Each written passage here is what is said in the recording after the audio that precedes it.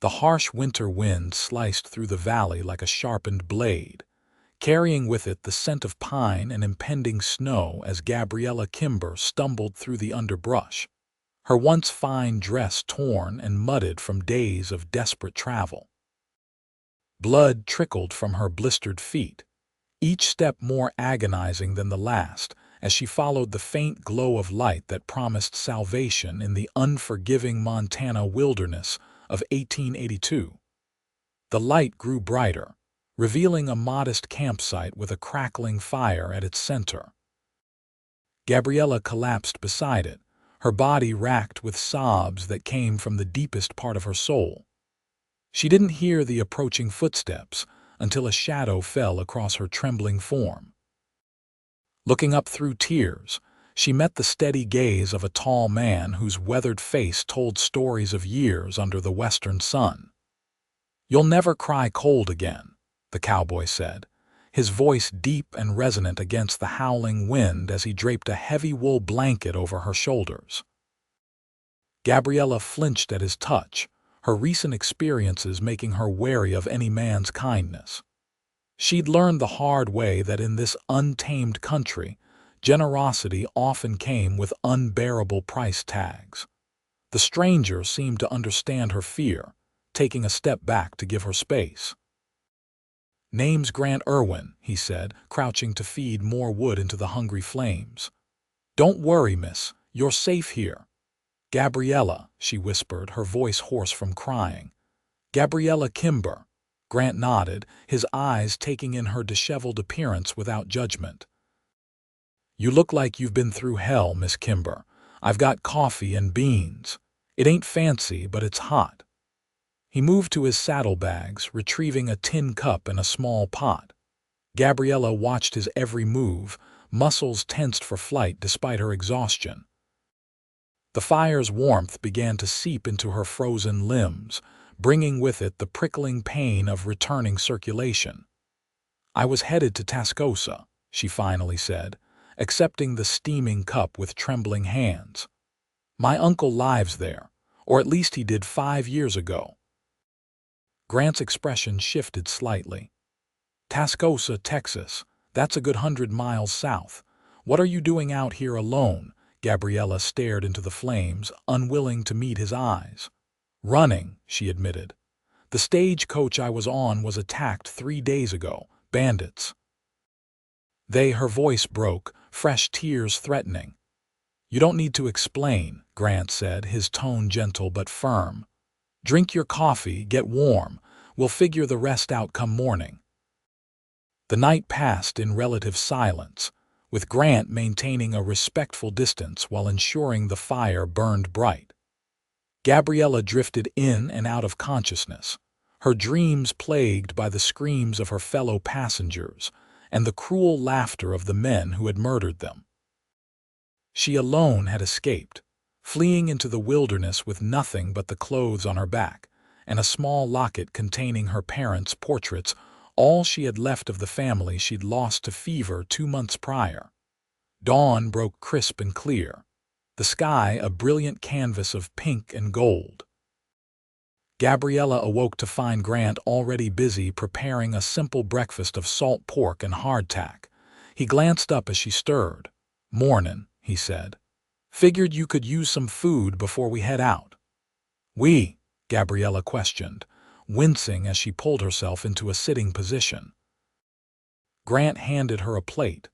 "I'm headed to Tascosa myself, got business there, no sense in you trying to make it alone." Suspicion flickered across her face. "Why would you help me?" "Because decent folks help each other out here," he answered simply. "West is harsh enough without turning your back on someone in need." Gabriella studied him carefully. Grant Irwin was not what she'd expected from a cowboy. His clothes were worn but clean, his manner educated despite the frontier drawl. Most surprisingly, he'd kept his distance all night, offering comfort without demands. "I have nothing to pay you with," she said bluntly. A flash of something hurt, perhaps, or disappointment crossed his features. "I'm not asking for payment, Miss Kimber." She had the grace to look ashamed. I'm sorry, it's just recent experience has taught me to be wary. Fair enough, he nodded. But you should know something about me right off. I keep my word and I respect boundaries. You've got nothing to fear from me. After breakfast, Grant saddled his horse, a magnificent chestnut stallion with a white blaze down its face. "This here's Thunder," he said, patting the horse's neck. "He'll carry us both for a while, but we'll need to get you your own mount at the first opportunity." Helping her onto the saddle, Grant swung up behind her, careful to maintain a proper distance. Gabriella sat stiffly, uncomfortable with their proximity despite his respectful demeanor. "Relax, Miss Kimber. It'll be a long ride otherwise," he said, urging Thunder forward. As they rode, the landscape began to change, the dense forest giving way to rolling hills dotted with sagebrush and pine. Grant pointed out landmarks and shared knowledge about the territory, his deep voice a soothing counterpoint to the rhythmic hoofbeats. "Been ranching in these parts for 5 years now," he told her. "Got a small spread about a day's ride from here. Nothing fancy, but it's mine." "Why are you going to Tascosa if your ranch is nearby?" Gabriella asked. "Got word my younger brother's in trouble there." "Haven't seen him in near 3 years, but family's family." Gabriella nodded, understanding all too well the pull of familial responsibility. "I hope you find him well." "As do I," Grant replied, his tone suggesting he expected otherwise. They made camp that evening beside a small creek, the water gurgling peacefully over smooth stones. Grant built a fire and set about preparing another simple meal while Gabriella washed her face and hands in the cool water. Looking at her reflection, she hardly recognized herself. Her once lustrous chestnut hair hung in tangled waves around a face that had grown too thin, her green eyes shadowed with exhaustion and fear. "Here," Grant said, approaching with something in his hands. "Found this in my pack. Thought you might have use for it." It was a comb, carved from bone with simple but elegant patterns etched into its surface. Gabriella accepted it gratefully, running her fingers over the smooth contours. "It was my mother's," he explained. "She passed some years back, would have wanted a lady to have it." The simple kindness nearly undid her. Gabriella turned away, blinking rapidly to dispel the tears that threatened. "Thank you," she managed. That night, wrapped in Grant's spare blanket, she slept more soundly than she had in weeks, lulled by the steady sound of his breathing from the other side of the fire. In her dreams, for once, there were no bandits, no screams, only open skies and the sensation of riding freely across the plains. The next day brought them to a small settlement little more than a trading post, a saloon, and a handful of weathered buildings clustered together in defiance of the wilderness. Grant tied Thunder outside the general store. "Wait here," he instructed. "I'll see about getting you some proper supplies." Gabriella nodded, watching as he disappeared inside. The small community bustled with activity, rough-looking men loading wagons, women carrying baskets of laundry, children darting between buildings in improvised games. It was a far cry from the refined society she'd known in Boston, but there was an authenticity to it that she found oddly compelling. A group of men emerged from the saloon, their loud laughter cutting through the morning air. One spotted her and nudged his companions, their expressions shifting in a way that made Gabriella's skin crawl. They sauntered toward her, whiskey fumes preceding them. "Well now, what do we have here?" the tallest one drawled, leering at her. "Mighty fine lady to be out in these parts alone." Gabriella straightened her spine, summoning every ounce of the poise her finishing school had instilled. "I'm not alone, sir. My companion will return shortly." The man exchanged amused glances with his friends. "Companion," she says. "Hear that, boys? Real fancy talk." He reached out to touch her hair, but before his fingers could make contact, his wrist was caught in an iron grip. Grant had returned, and the look in his eyes could have frozen the desert. "The lady said she's not alone," he said quietly, but with unmistakable menace. The drunk tried to pull free, wincing when Grant's grip tightened. "No harm meant, mister, just being friendly." "Your kind of friendly isn't wanted here," Grant replied, releasing him with a slight push. "Move along." For a tense moment, Gabriella feared violence, but the drunk merely scowled and gestured to his companions. They retreated, muttering obscenities under their breath. "You all right?" Grant asked, turning to her with concern. She nodded, heart still racing. "Thank you. No need for thanks." "Got you some things." He handed her a bundle wrapped in brown paper. "Nothing fancy, but better than what you've got." Inside was a simple but sturdy dress, a pair of leather boots, and a warm shawl. Gabriella ran her fingers over the fabric, emotion welling in her throat. "I can't accept these," she protested weakly. "It's too much." Grant shook his head. "Already paid for. Besides, practical matter. Can't have you freezing before we reach Tascosa." He showed her to the back room of the store where the proprietor's wife helped her change. The dress fit reasonably well, a bit loose in the waist but the right length. The boots, though stiff, were a blessed relief to her battered feet when she emerged. Grant nodded approvingly. "That's better. Got us a second horse, too. Nothing special, but she'll get you where you're going." The mare was a gentle dapple gray with patient eyes. Gabriella approached her cautiously, having little experience with horses despite her privileged upbringing. "Just let her get used to your scent," Grant advised, demonstrating how to offer her palm to the animal. The mare snuffled at Gabriella's hand before bumping her nose against it gently. "See, she likes you. Her name's Dove." Learning to ride properly took most of the afternoon, with Grant proving to be a patient teacher. By the time they set off again, Gabriella had mastered the basics, though her thighs protested the unaccustomed activity. They traveled for 4 more days, gradually making their way south. Each evening, Grant would build a fire and prepare their meal while Gabriella tended the horses or gathered kindling. They developed a comfortable routine, the initial awkwardness giving way to a cautious companionship. On the 5th night, as they sat beside the fire, Grant cleaning his rifle while Gabriella mended a tear in her shawl, she finally found the courage to share her story. "I was a teacher in Boston," she began hesitantly. "When my parents died of influenza, I had no choice but to reach out to my only living relative, my mother's brother, in Tascosa. I'd never met him, but Mother spoke fondly of him." Grant nodded, encouraging her to continue. "The journey west was educational," she said with a bitter smile. "I'd led a sheltered life. Nothing prepared me for the realities of frontier travel." "And the stagecoach attack?"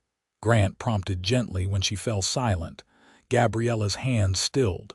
3 days out from Fort Smith, 4 men with bandanas covering their faces. They shot the driver first." Her voice had become flat, emotionless. "There were 5 passengers, an elderly couple, a young man heading to California, a woman about my age, and me." Grant set aside his rifle, giving her his full attention. "They took everything of value, watches, jewelry, money, but it wasn't enough." She swallowed hard. "The old couple tried to protect the younger woman. They killed them both without hesitation. The young man fought back. They made an example of him." Tears slipped down her cheeks, but she continued, needing to purge the horror. "The other woman and I were taken." At nightfall, when they were drinking and arguing over who would go first, I managed to slip away. I heard her screaming as I ran. I should have tried to help her, but I was so afraid. "You couldn't have saved her," Grant said firmly. "You did what you had to do to survive. Did I?" Gabriella looked up, her eyes haunted. I've spent every day since wondering if I should have tried, if I should have died rather than leave her. Grant moved closer, though still maintaining a respectful distance. Listen to me. Those men made their choices. Evil choices. The only thing you could control was whether you lived or died. You chose life. There's no shame in that. I ran for 2 days, she continued after a moment. Hiding during the day, moving at night, I was sure they were tracking me. When I found your campfire, I was at the end of my strength. You're stronger than you know, Grant said quietly. Most would have given up long before. Gabriella wiped her tears, the weight of her confession leaving her exhausted but somehow lighter. Thank you for listening, and for not judging. We've all got stories out here, he replied. Some worse than others, but everyone's running from something or toward something. Sometimes both.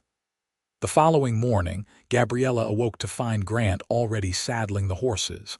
Something in his demeanor had changed, a new tension in his shoulders, a guardedness in his eyes. Everything all right? She asked, accepting the cup of coffee he offered. Fine, he replied shortly, then sighed. Sorry, just thinking about my brother. We should reach Tascosa by nightfall if we push hard. They rode in silence for much of the day, the landscape gradually flattening into the vast expanse of the Texas plains. As the sun began its westward descent, buildings appeared on the horizon, the outskirts of Tascosa. The town was larger than Gabriella had expected, with a main street lined with businesses, saloons outnumbering all other establishments combined. Men on horseback moved between buildings, while wagons loaded with goods rattled past. It was rougher than Boston, certainly, but there was an energy to it that spoke of opportunity and frontier spirit. Your uncle, Grant said as they rode down the main thoroughfare. What's his name? George Kennedy, Gabriella replied. Mother said he owned a mercantile. Grant reined in his horse abruptly. Kennedy's General Store. Yes, I believe so. Do you know it? His expression was unreadable. Everyone in Tascosa knows Kennedy's. It's the biggest store in town. Relief washed over Gabriella. At least her uncle was still here and established. Perhaps her fortunes were finally changing. They stopped first at the sheriff's office, a small building with barred windows and a weathered sign. Grant instructed Gabriella to wait outside while he inquired about his brother. When he emerged minutes later, his face was grim. Sheriff says George Kennedy's store is at the end of Main Street. Can't miss it. What about your brother? Gabriella asked. Grant's jaw tightened. In jail. Caught cheating at cards last week. Sheriff's holding him until the circuit judge arrives next month. I'm sorry, she said, genuinely concerned. Is there anything that can be done? Not tonight, Grant replied. Let's get you to your uncle's first, then I'll figure out what to do about Gregory. Kennedy's General Store was indeed impossible to miss, a 2-story structure with large display windows and a freshly painted sign. Adjacent to it stood an equally impressive house, clearly belonging to a man of means. Gabriella's heart fluttered with nervous anticipation as they dismounted. After everything she'd endured, she was finally at her destination, about to meet her only living relative. A bell jangled as they entered the store. Despite the late hour, several customers browsed the well-stocked shelves. Behind the counter stood a portly man in his 50s, his thinning hair combed carefully over a balding pate. He looked up at their entrance, his expression shifting from professional welcome to shock when his gaze fell on Gabriella. Good Lord, he breathed. You're the spitting image of your mother.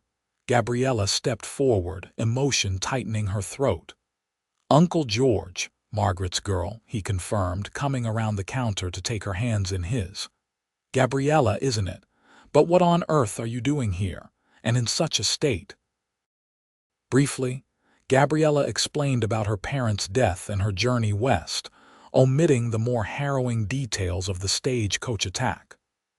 "I wrote to you," she concluded. "Did you not receive my letter?" George Kennedy looked genuinely distressed. "No, child, I received nothing. The mail can be unreliable out here. Had I known of your situation, I would have sent funds immediately for your journey." His gaze shifted to Grant, who stood quietly by the door. "And who might this be?" "Grant Irwin," Grant introduced himself. "I found Miss Kimber in some difficulty and escorted her to Tascosa." George's eyes narrowed slightly. "I see. Well, Mr. Irwin, you have my gratitude for assisting my niece. I'll be happy to compensate you for your trouble." "No compensation necessary," Grant replied stiffly. "Just doing what any decent man would do."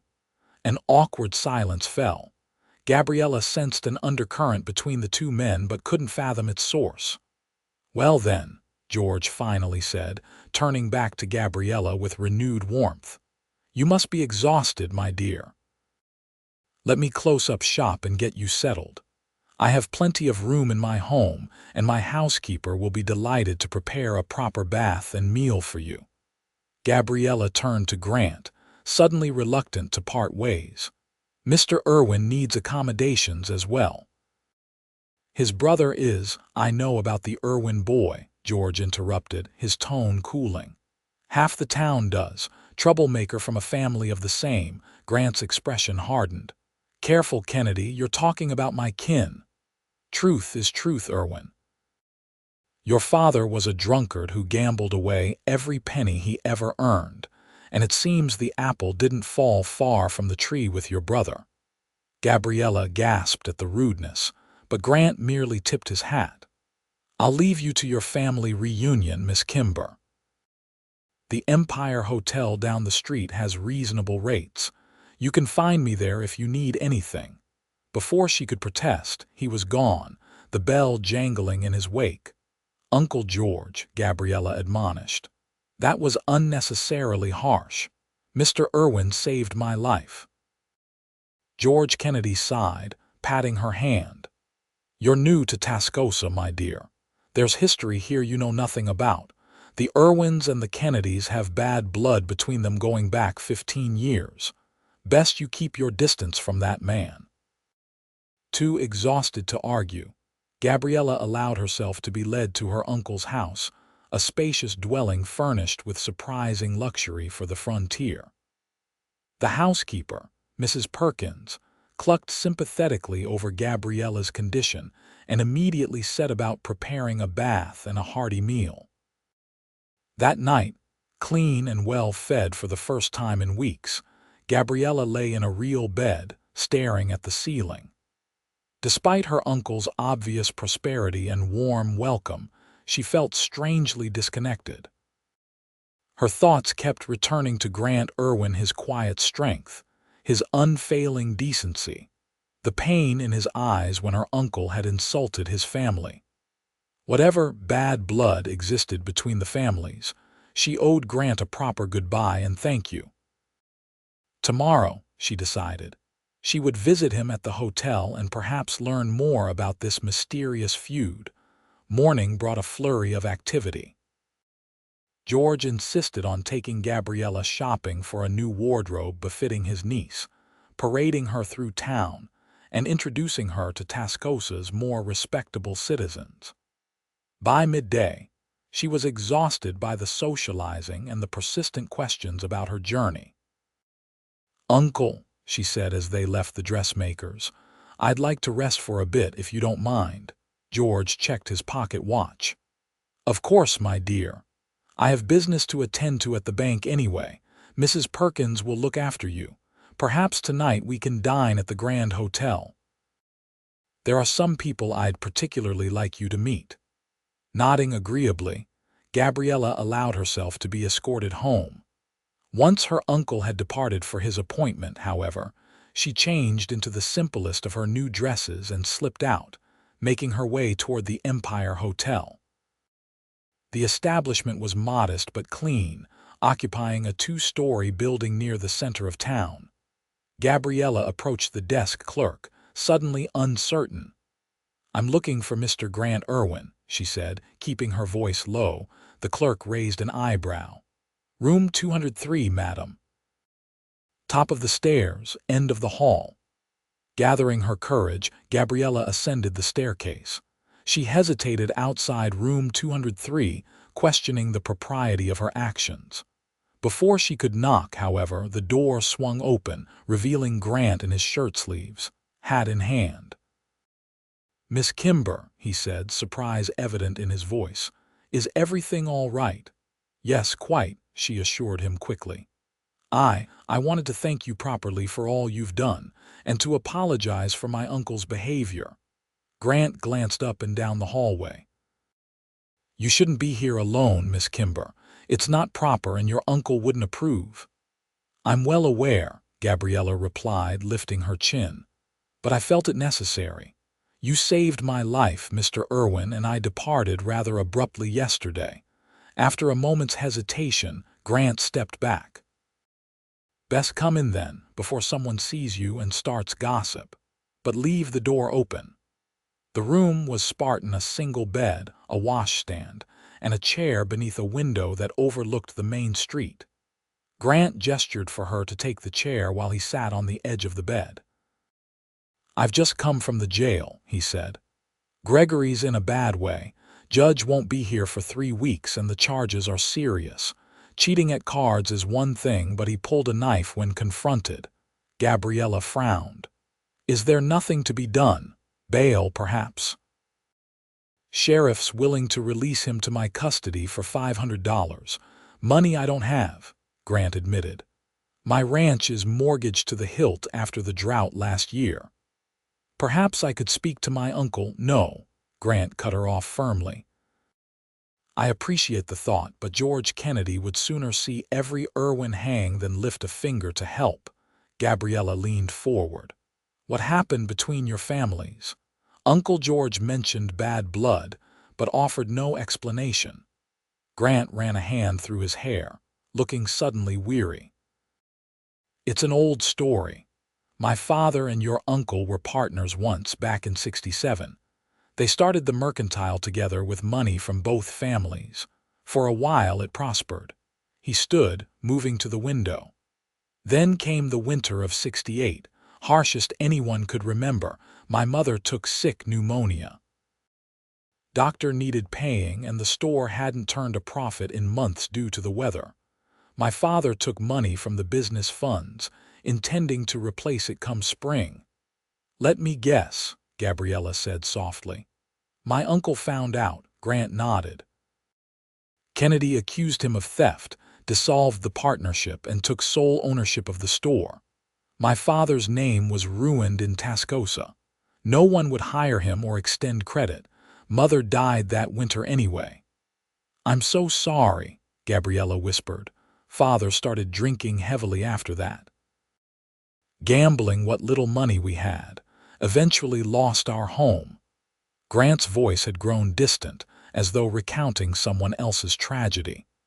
"He rode out one night after a particularly bad losing streak and never came back. Found his body in the river 3 days later. Most folks assumed suicide, though it was never proven." Horror swept through Gabriella. "And my uncle, did he show any remorse?" "Kennedy attended the funeral. Offered to take me and Gregory in as workers in his store. I was 17, Gregory just 10. I refused. Got work at the Circle M Ranch instead. Saved every penny. Eventually bought my own small spread. Kept Gregory with me as long as I could, but that boy has our father's restless spirit and bad luck with cards." The story painted her benevolent uncle in a much different light. Gabriella thought of the luxurious house, the thriving business built, at least in part, on the ruins of the Irwin family. "What will you do about your brother?" she asked after a long silence. Grant turned from the window. "Only thing I can do, sell the ranch.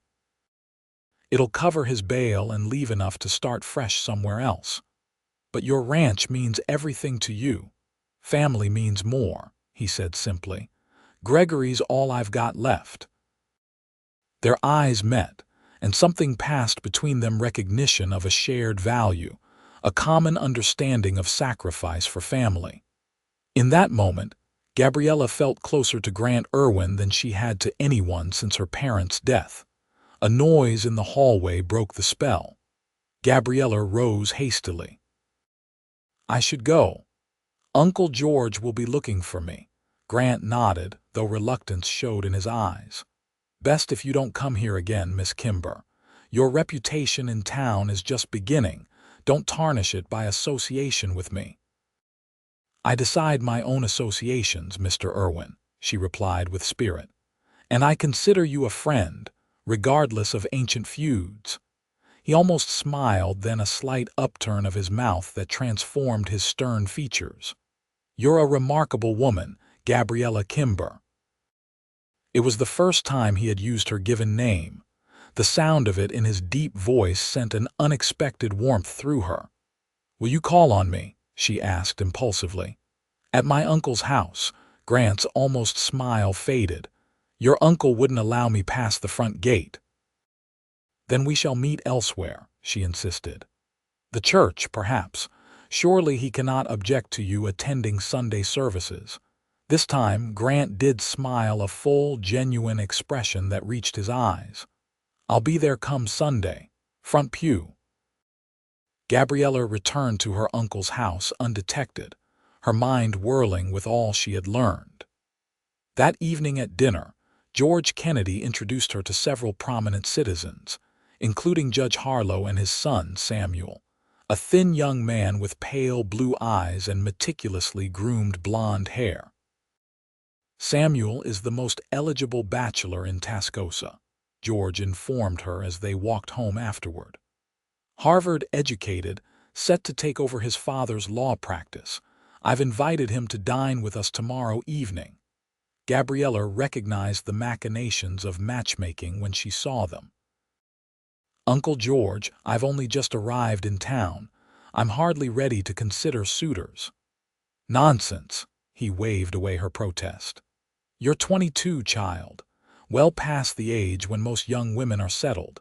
With your parents gone, it falls to me to ensure you're properly established." "I was a teacher in Boston," Gabriella reminded him. "I had planned to seek similar employment here." George looked genuinely shocked. "A teacher? My niece working for wages? Absolutely not. You're a Kennedy now, and Kennedys have a certain position in this community." "No, my dear. Marriage to a suitable gentleman is the only appropriate path for you." Gabriella bit back a retort, recognizing that direct confrontation would only entrench her uncle's position. Better to appear compliant while she formulated her own plans. Sunday could not come quickly enough. Gabriella dressed with particular care in a modest blue gown that complemented her eyes, allowing Mrs. Perkins to arrange her hair in a fashionable style. George escorted her to church with obvious pride, nodding to acquaintances as they made their way to the Kennedy pew near the front. Gabriella scanned the congregation as they entered, heart sinking when she saw no sign of Grant. Had he changed his mind? The service began, but she found it difficult to concentrate on Reverend Miller's sermon about the prodigal son, her attention continually drawn to the door. Just as the first hymn concluded, a movement at the back of the church caught her eye. Grant Irwin slipped into a rear pew, hat in hand, dressed in what was clearly his finest shirt and jacket, though both showed signs of age and careful mending. Relief washed over her, followed immediately by concern as she noted how tired he looked. Had he been up all night worrying about his brother? Or was he already making arrangements to sell his beloved ranch? Throughout the service, Gabriella was acutely aware of his presence, though she dared not turn around too obviously. When the congregation rose for the final hymn, she allowed her gaze to drift naturally over the assembled worshippers, meeting Grant's eyes briefly. The connection, though fleeting, steadied her in a way she couldn't quite understand. After the benediction, George was immediately surrounded by business associates eager to discuss a new railway spur rumored to be coming to Tascosa. Gabriella used the distraction to move toward the back of the church, exchanging pleasantries with those she passed to disguise her true destination. Grant waited by the door, turning his hat in his hands. "Miss Kimber," he greeted her formally as she approached. "A fine service." "Indeed, Mr. Irwin." The Reverend's message on forgiveness was particularly moving. They stepped outside together, moving to the shade of a large cottonwood tree where they could speak with some privacy while still remaining in public view. "Have you made progress with your brother's situation?" Gabriella asked. Grant nodded grimly. "Spoke to a cattle buyer yesterday. He's interested in my land and stock, offering a fair price, all things considered. Should have the money by week's end." "I'm truly sorry it's come to this," she said, wishing she could offer more than sympathy. "Life takes unexpected turns," he replied philosophically. "Speaking of which, I hear Samuel Harlow has been calling at your uncle's house." Gabriella frowned. "News travels quickly in Tascosa." "Small town," Grant said with a shrug. "Harlow's a good match on paper. Wealthy family, Eastern education. Your uncle must be pleased." "My uncle is," she confirmed. "I, however, find Mr. Harlow's conversation rather tedious. He speaks at great length about himself and shows little interest in anyone else's thoughts or experiences." A ghost of a smile crossed Grant's face. "Not a quality you admire?" "Not particularly, no." Gabriella glanced back at the church, where her uncle was still deep in conversation. "Mr. Irwin, Grant, there's something I'd like to ask you." "Anything," he said, his eyes serious. "Would you meet me tomorrow? At Widow Parker's room at 2. There's a matter I wish to discuss that requires more privacy than we can find here." Grant hesitated. "Your uncle has a standing meeting with his suppliers on Monday afternoons," Gabriella finished. "He won't know, and Mrs. Parker is discreet." After a moment's consideration, Grant nodded. 2 o'clock. George's voice called from the church steps. "Gabriella, the Harlows have invited us to Sunday dinner. I must go," she said quickly. "Until tomorrow." Grant watched her hurry back to her uncle's side, a mixture of emotions playing across his weathered features before he turned and walked away. The following day, Gabriella sat nervously at a corner table in Widow Parker's room, a modest establishment favored by the ladies of Tascosa for its delicate pastries and soothing atmosphere. Mrs. Parker herself, a plump woman in her 60s with kind eyes and a no-nonsense manner, had greeted Gabriella warmly and shown her to a secluded spot partially screened by a large fern. At precisely 2 o'clock, Grant entered, removing his hat as he crossed the threshold. Several feminine heads turned to observe this unusual patron, but Mrs. Parker merely nodded to him and gestured toward Gabriella's table. "Thank you for coming," Gabriella said as he took the seat across from her. "Must admit, it's my first time in a room," Grant replied, looking slightly uncomfortable amidst the dainty furnishings. Mrs. Parker appeared with a pot of tea and a plate of scones, giving Grant an appraising look before departing with a discreet nod to Gabriella. "I've been thinking about your brother's situation," Gabriella began, pouring tea into delicate cups. "And I believe I may have a solution that doesn't require you to sell your ranch." Grant's brow furrowed. "I'm listening." "My parents left me a modest inheritance," she explained. "Not a fortune by any means, but enough to cover your brother's bail and perhaps a bit more besides. I'd like to offer it to you as a loan, of course, to be repaid when you're able." Surprise, followed swiftly by something like pain, crossed Grant's face. "That's very generous, Miss Kimber, but I can't accept." "Why not?" she challenged. "Is it pride? Because I assure you this is not charity, it's one friend helping another in a time of need." It's not just pride, Grant said carefully. Though I'll admit that's part of it, it's also practical. Your uncle would never allow it, for one thing. And for another, there's no guarantee I could repay you. Ranching is a precarious business at best. Gabriella leaned forward. My uncle need not know. The money is mine to do with as I please. As for repayment, I'm willing to take that risk. Grant studied her face, searching for something in her expression. Why would you do this? You barely know me. I know enough, she replied simply. I know you're a man of honor who saved my life expecting nothing in return. I know you're willing to sacrifice everything for your family. And I know that she faltered, suddenly aware of the depths of her own feelings, that I consider you a dear friend. The look that passed between them contained more than friendship, though neither was ready to acknowledge it. There's something else you should consider, Grant finally said. Even if I accept your loan and keep my ranch, Gregory's not out of trouble yet.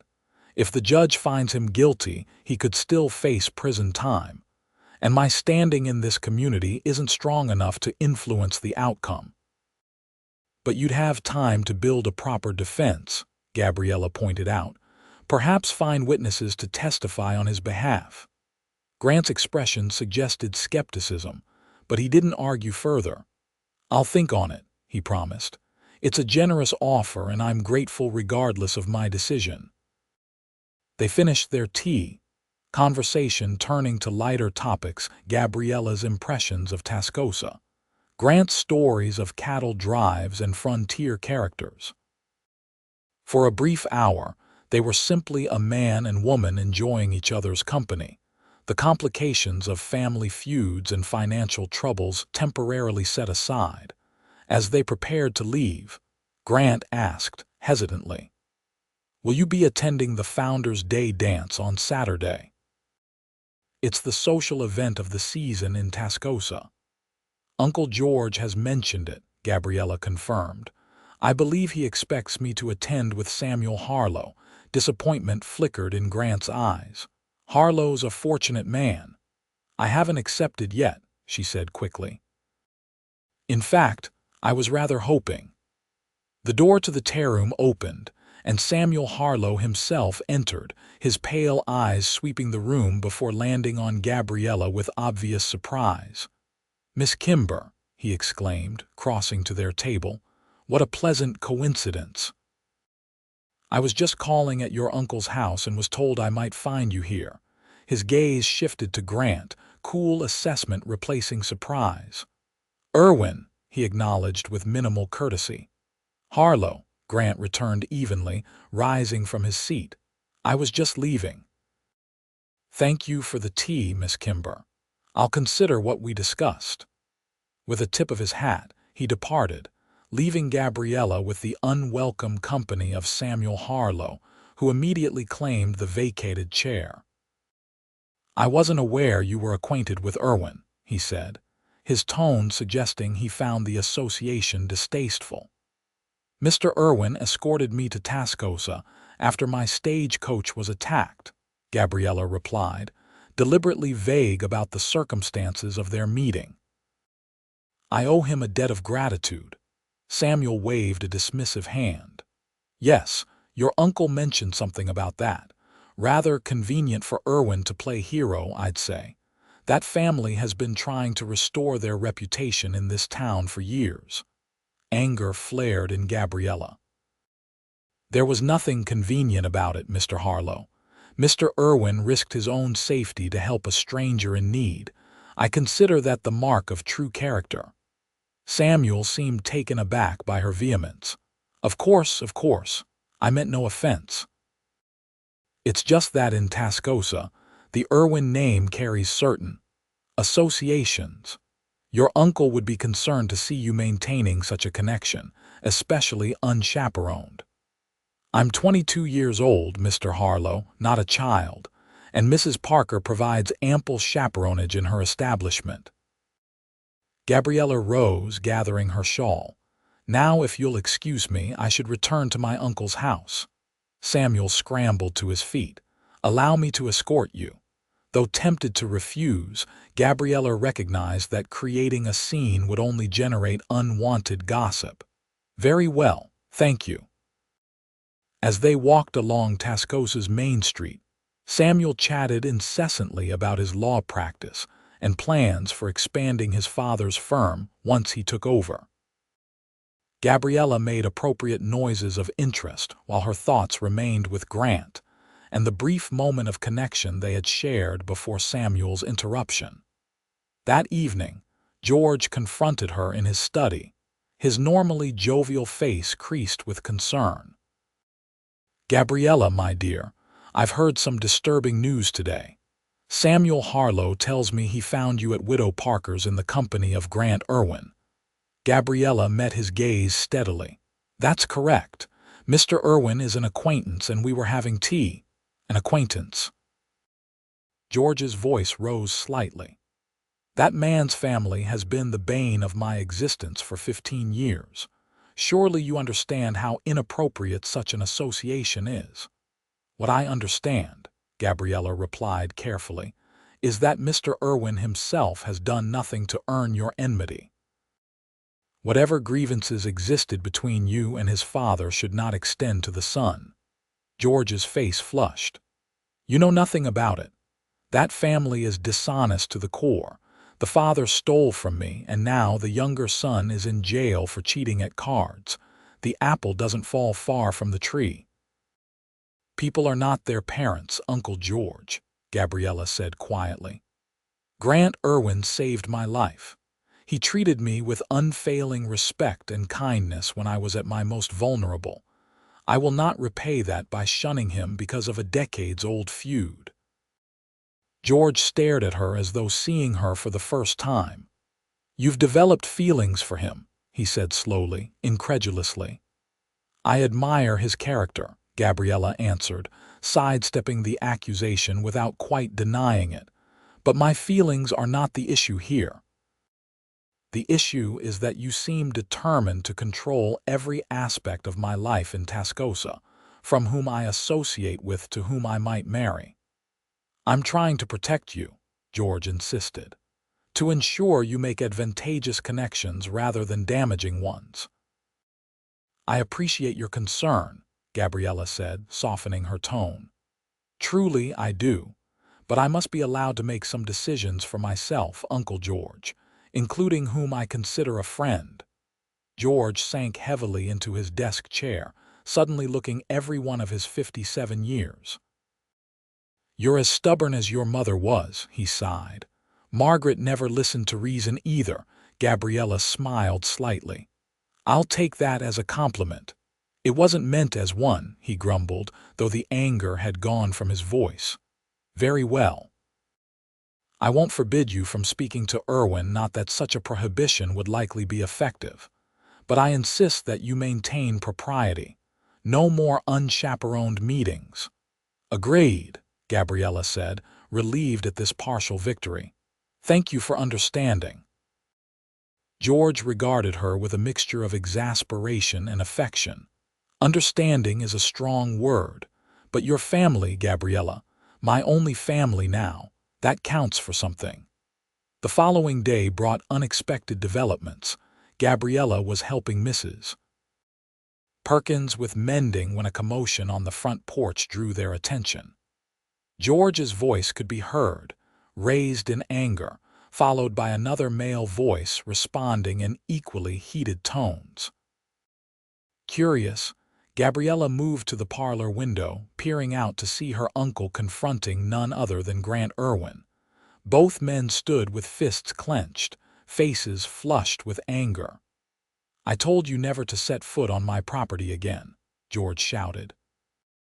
"And I wouldn't have, except for this," Grant replied, thrusting what appeared to be a letter toward George. "Read it, Kennedy. Then tell me if you still think the Irwins are the only dishonest ones in this feud."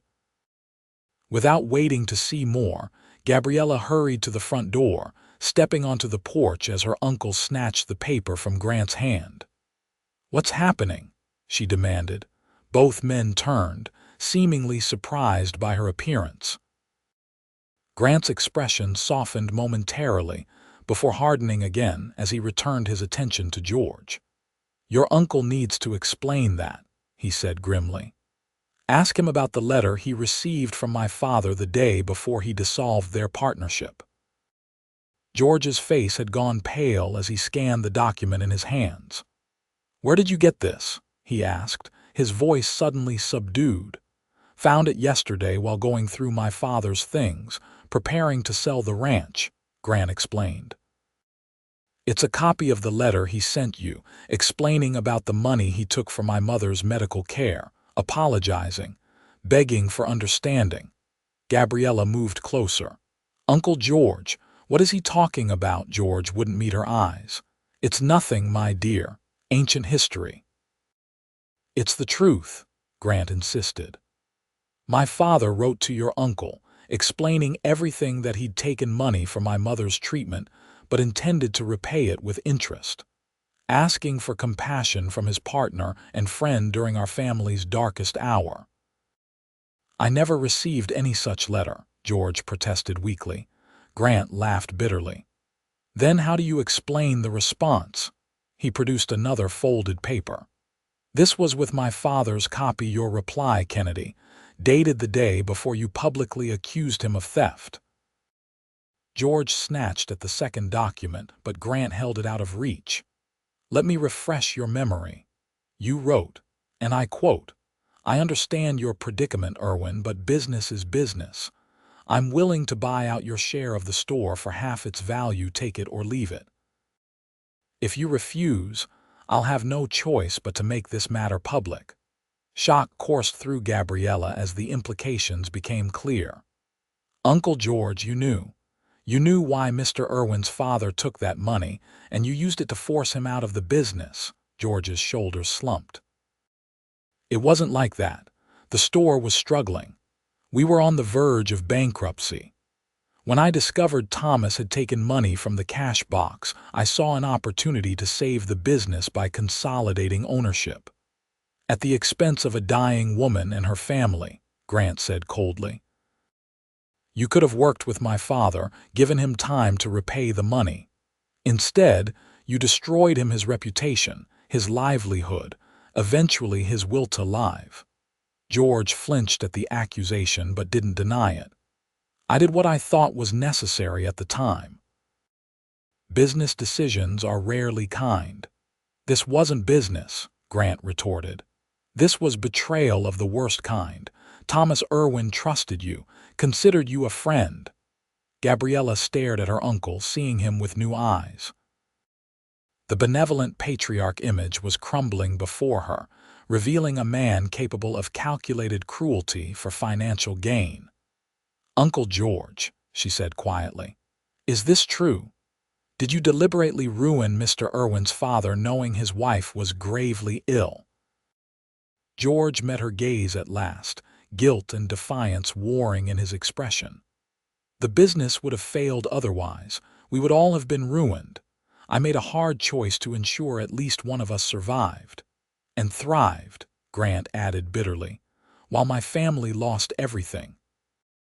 The silence that followed was heavy with 15 years of resentment and the fresh pain of revealed truths. Finally, Gabriella spoke. "What do you want, Mr. Irwin? Why bring this to light now after all these years?" Grant's eyes, when they met hers, were filled with a complex mixture of emotions: anger, pain, but also something softer, something meant only for her. "Justice," he answered simply. "Recognition of the truth, and perhaps—" He turned back to George. "Reparation." George stiffened. "Reparation. You're after money, then? I should have known."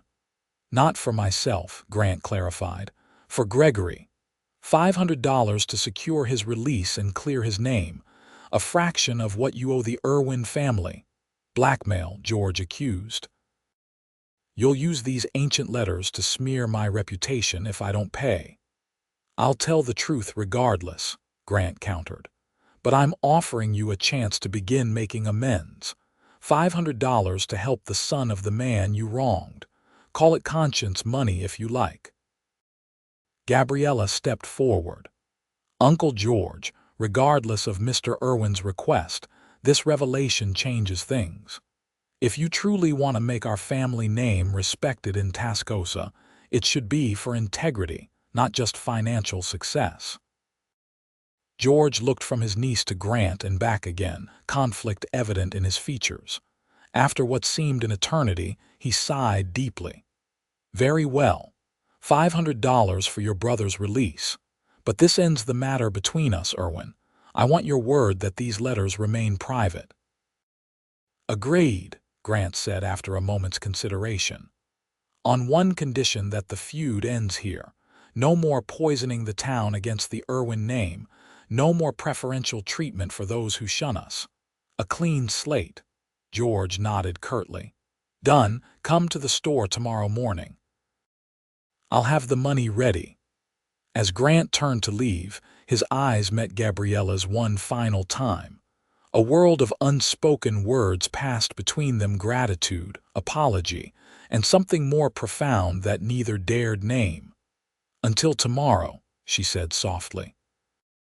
Until tomorrow, he echoed, placing his hat on his head and descending the porch steps with the quiet dignity that had drawn her to him from the beginning.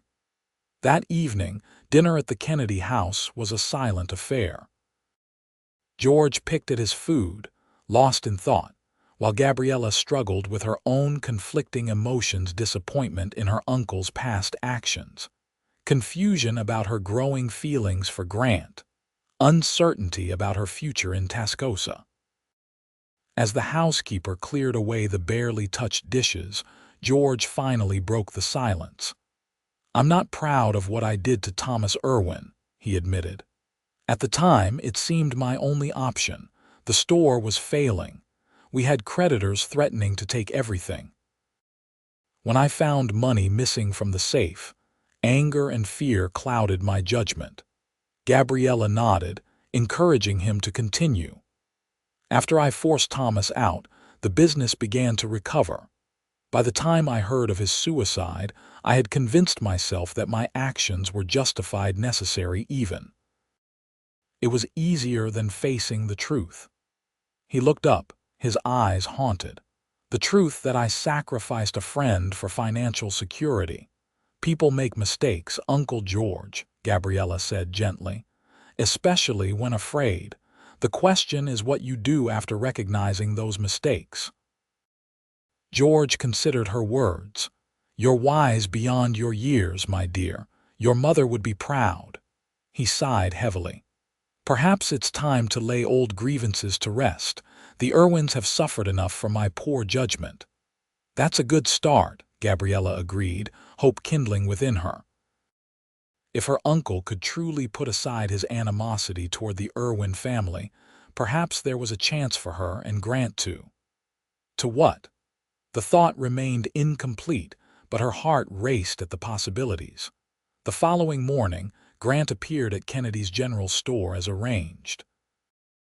Gabriella, who had insisted on being present, watched as her uncle counted out $500 and passed it across the counter. For Gregory's bail, George said formally, and a new beginning between our families. Grant accepted the money with equal formality. Thank you. I'll ride to the sheriff's office directly. An awkward silence fell. 15 years of enmity not easily dismissed with a single transaction. Mr. Irwin, Gabriella ventured, will you and your brother be attending the Founders' Day dance on Saturday?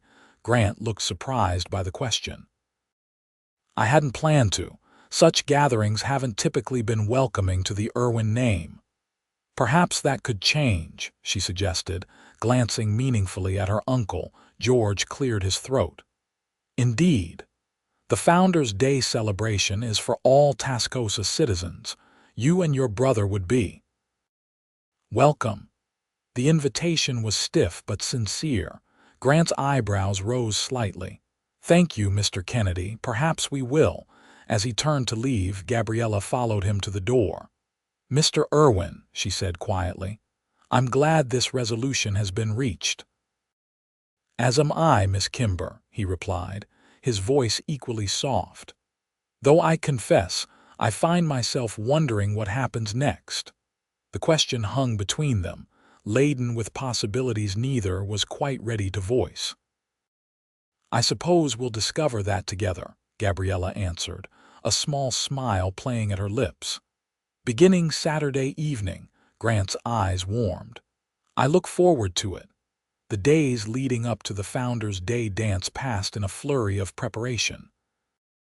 Gabriella, caught up in fittings for a new gown and lessons on Tascosa's social hierarchy from Mrs. Perkins, had little opportunity to see Grant. She learned from town gossip, however, that Gregory Irwin had indeed been released from jail and was staying at his brother's ranch while awaiting the circuit judge's arrival. Samuel Harlow continued to call at the Kennedy house, clearly operating under the assumption that he would be escorting Gabriella to the dance. George, despite his tentative reconciliation with Grant, still seemed to favor the match, dropping frequent hints about Samuel's prospects and status in the community. The evening of the dance arrived crisp and clear, with stars emerging in a velvet sky as Gabriella put the finishing touches on her appearance. The new gown was a creation of deep green silk that complemented her eyes and chestnut hair, which Mrs. Perkins had arranged in an elegant style adorned with a single ivory comb. "You look beautiful, Miss Gabriella," the housekeeper pronounced, stepping back to admire her handiwork. "Every eligible bachelor in Tascosa will be vying for a dance."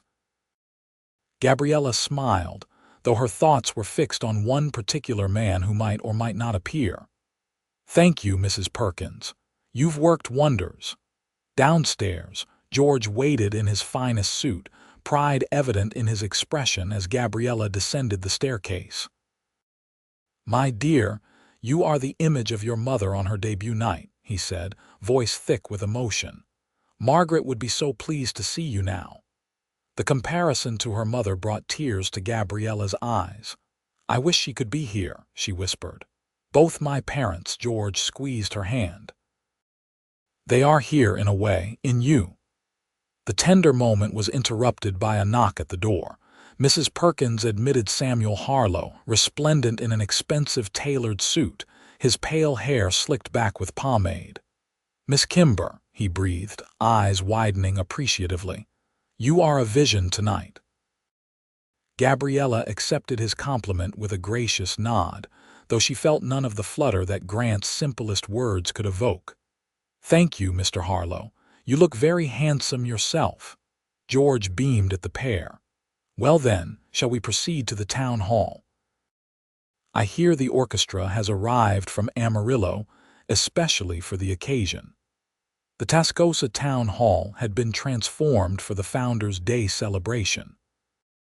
Bunting in patriotic colors draped the walls, lanterns cast a warm glow over the polished wooden floor, and a small orchestra occupied a corner stage.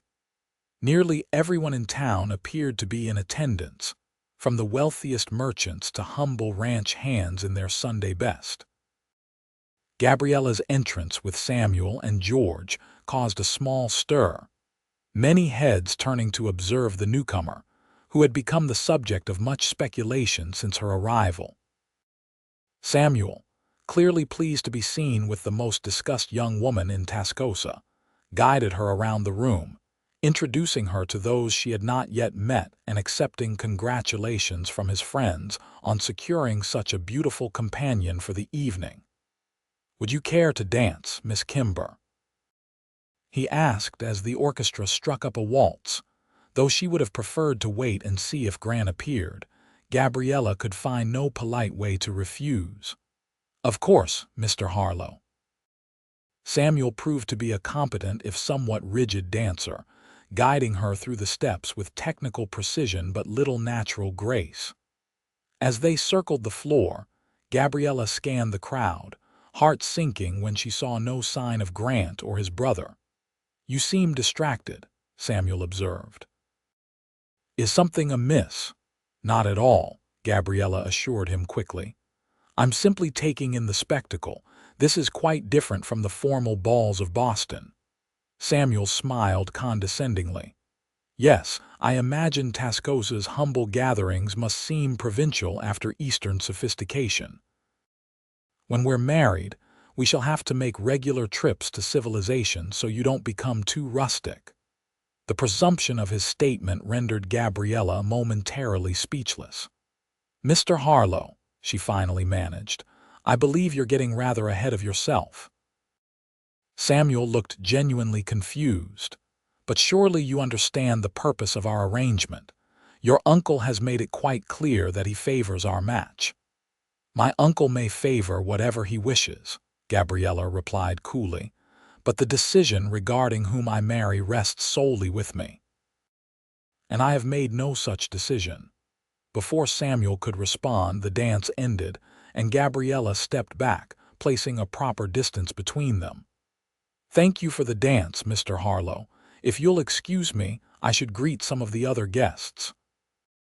She moved away, frustration building within her. First her uncle's attempted matchmaking, and now Samuel's presumption.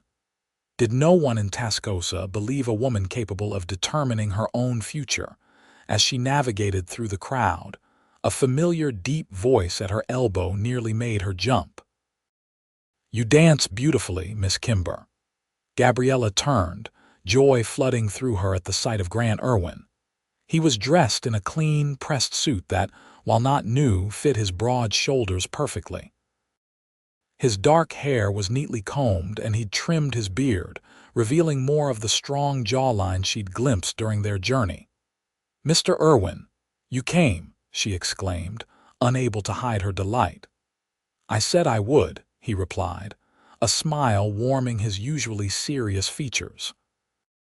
Gregory wanted to come too, but thought it best not to push his welcome on his first night of freedom. "A wise decision, perhaps," Gabriella acknowledged, "though I hope to meet him soon." Grant glanced past her to where Samuel Harlow stood watching them with evident displeasure. "Your escort seems displeased by our conversation." "Mr. Harlow is not my escort," Gabriella corrected firmly. "He merely happened to arrive at my uncle's house as we were preparing to leave." Grant's eyebrows rose slightly at this clarification. "In that case, would it be too presumptuous to ask for the next dance?" "Not presumptuous at all," Gabriella replied, her heart quickening as the orchestra began a new piece. "In fact, I'd be delighted." Grant led her onto the dance floor with a natural confidence that belied his rough exterior. Unlike Samuel's mechanical precision, Grant danced with an easy grace that made Gabriella feel as though they were floating across the floor. "You surprise me, Mr. Irwin," she confessed as they moved through the steps of the waltz. "I wouldn't have expected a rancher to be so accomplished a dancer." Grant's mouth quirked in that half-smile she found so endearing. "My mother insisted both Gregory and I learn properly. Said a man who could dance well would never want for female company."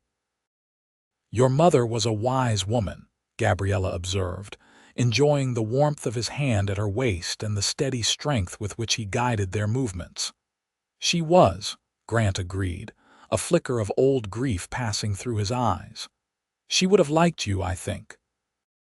She valued spirit and intelligence in women, not just beauty.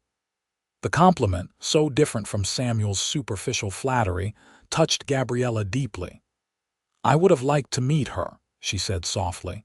As they continued to dance, Gabriella became aware of the attention they were attracting. Whispers followed them around the floor, and more than one disapproving glance was cast their way. Even George, observing from the sidelines, wore an expression of resigned concern. "We're causing quite a stir," Grant noted, clearly conscious of the scrutiny as well. "Let them stare," Gabriella replied with more bravado than she felt. "I choose my own dance partners, regardless of public opinion." Grant's hand tightened slightly on hers. "You're a remarkable woman, Gabriella Kimber," he said for the second time since they'd met. The use of her given name here in this public setting sent a thrill through her. "Does that mean I may call you Grant?" she asked, voice barely above a whisper. "I'd like nothing better," he answered, his eyes conveying far more than his words. The music drew to a close, but neither moved immediately to break apart. For a suspended moment, they remained connected, her hand in his arm supporting her waist, gazes locked in silent communication of feelings too new and fragile to voice. The spell was broken by Samuel Harlow's pointed arrival at their side. "Miss Kimber," he said tightly, "your uncle is asking for you." Reluctantly, Gabriella stepped back from Grant. "Thank you for the dance, Grant." "The pleasure was mine, Gabriella," he replied, her name on his lips a caress in itself. As Samuel led her away, his grip on her elbow firmer than necessary, Gabriella glanced back to see Grant watching her, his expression a mixture of longing and resolve that mirrored her own confused emotions. George received her with forced joviality. "Ah, there you are, my dear. Judge Harlow was just commenting on how lovely you look this evening." The judge, a silver-haired man with Samuel's pale eyes but considerably more gravitas, inclined his head. "Indeed. You've brought a welcome touch of Eastern refinement to our humble frontier gathering, Miss Kimber." "You're too kind, Judge Harlow," Gabriella replied automatically, her thoughts still with Grant. "I see you were dancing with young Irwin," George observed, attempting and failing to sound casual. A surprising choice. Before Gabriella could respond, Samuel interjected, "A charitable gesture, no doubt. The Irwins have been social outcasts in Tascosa for years." Miss Kimber's kind heart led her to offer a moment of inclusion. Gabriella bristled at his condescending interpretation. "On the contrary, Mr. Harlow, I danced with Grant Irwin because I find his company enjoyable and his conversation stimulating. Charity had nothing to do with it." An uncomfortable silence followed this declaration. Judge Harlow cleared his throat. "Well, the circuit court will soon determine whether the younger Irwin brother deserves the town's charity or its censure. The charges against him are quite serious." "So I understand," Gabriella replied carefully, "though I believe in the principle that a man is innocent until proven guilty." The judge's eyebrows rose. "A fine legal principle, indeed, Miss Kimber, one that sometimes falters in practical application on the frontier." "Perhaps it shouldn't," she suggested. "Perhaps true civilization lies in upholding such principles even or especially in challenging environments." Judge Harlow studied her with new interest. "You speak eloquently for a young woman. Your education in Boston served you well." "Thank you, Your Honor. I was fortunate to have parents who valued education for daughters as well as sons." The conversation turned to other topics, but Gabriella remained distracted, her awareness continually drawn to Grant's presence across the room. He stood somewhat apart from the crowd, observing the festivities with the same quiet watchfulness she'd noted during their journey to Tascosa. As the evening progressed, Gabriella danced with several other men, fulfilling her social obligations as George Kennedy's niece.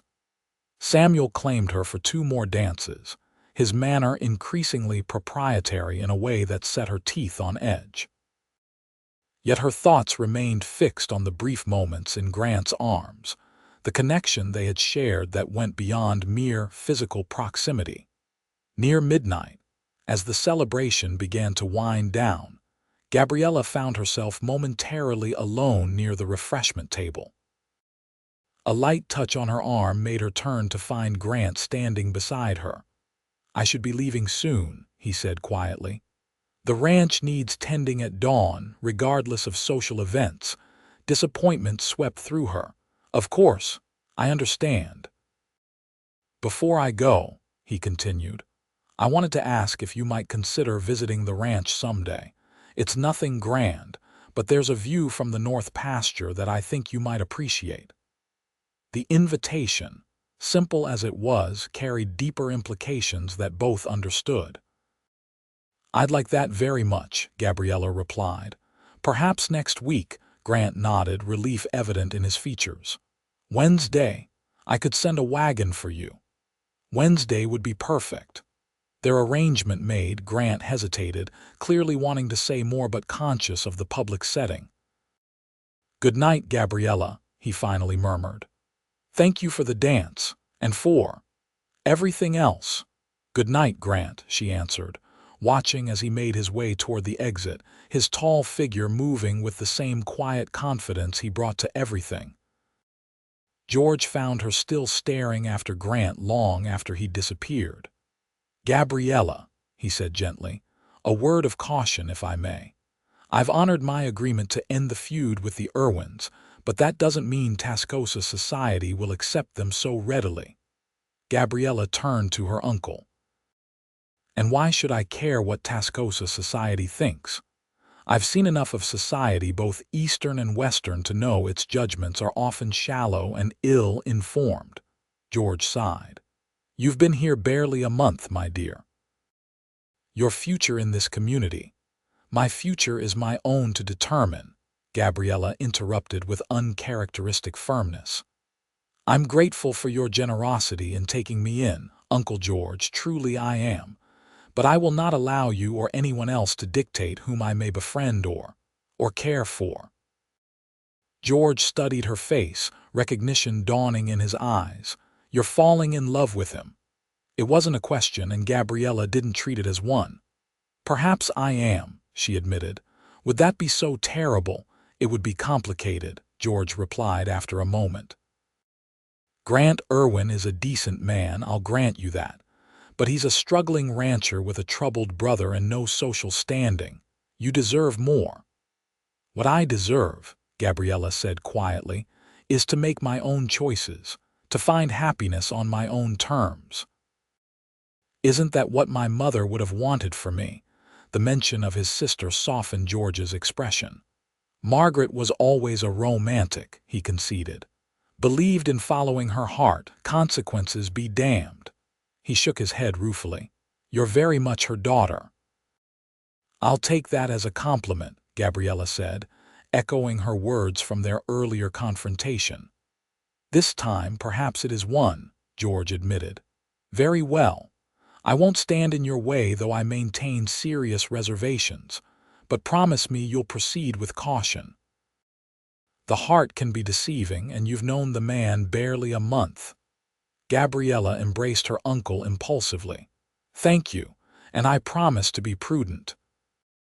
As they departed the town hall, Gabriella couldn't help but feel that a significant corner had been turned in her relationship with her uncle, in her life in Tascosa, and most importantly, in her understanding of her own heart.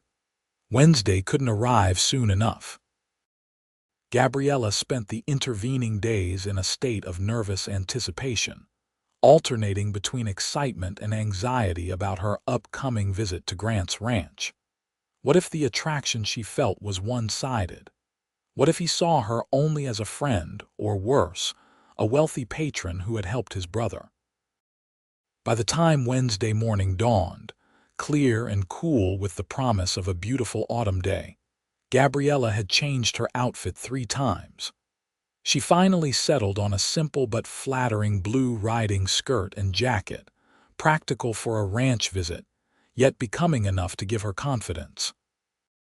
George, true to his word, raised no objections when she informed him of her plans, though he did insist that Mrs. Perkins accompany her as a chaperone, a compromise Gabriella readily accepted. Promptly at 10, a wagon arrived at the Kennedy house, driven not by Grant as Gabriella had expected, but by a younger man with the same dark hair and strong features, though his face was leaner and bore a faint scar along the jawline. "Miss Kimber," he called from the driver's seat. "I'm Gregory Irwin. Grant sent me to fetch you and your companion." Gabriella approached the wagon with Mrs. Perkins following close behind. "It's a pleasure to meet you, Mr. Irwin.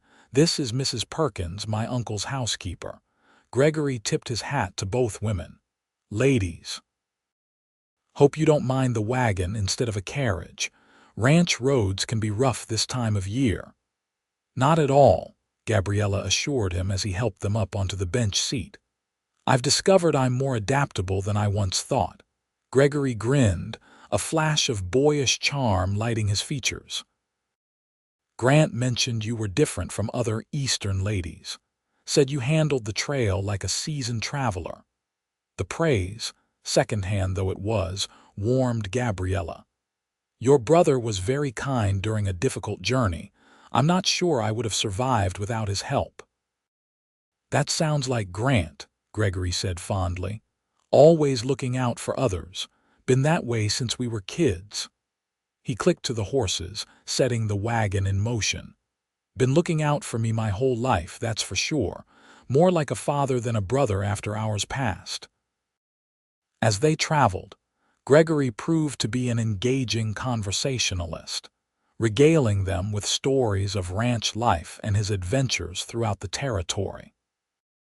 Unlike Grant's quiet strength, Gregory possessed a lively wit and easy charm that Gabriella imagined had made him popular in less reputable establishments around Tascosa.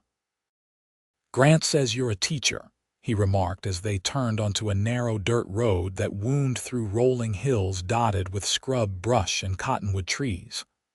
"I was," Gabriella confirmed. "In Boston.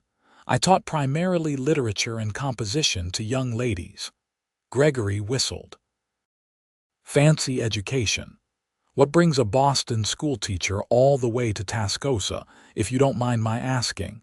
Briefly, Gabriella explained about her parents' deaths and her connection to George Kennedy. "It was my only option, really. Teaching positions are scarce and without family support." "Life has a way of taking unexpected turns," Gregory observed with surprising insight. 6 months ago, I would have laughed if someone said I'd be back on my brother's ranch, helping with the fall roundup instead of playing cards in Dodge City." "And now?" Gabriella asked. Gregory's expression grew thoughtful. "Now I'm thinking maybe it's time I grew up, took responsibility. Grant's been carrying the load alone too long." The maturity of the statement surprised Gabriella, given what she'd heard of Gregory's reputation.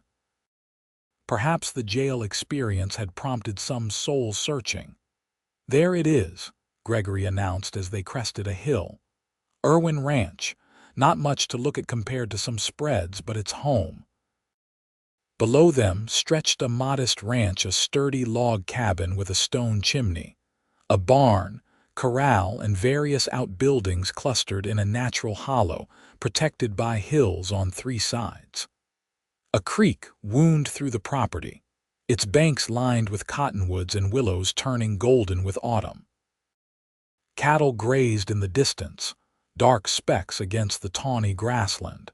It wasn't grand by any means, but Gabriella immediately sensed the care that had gone into its creation.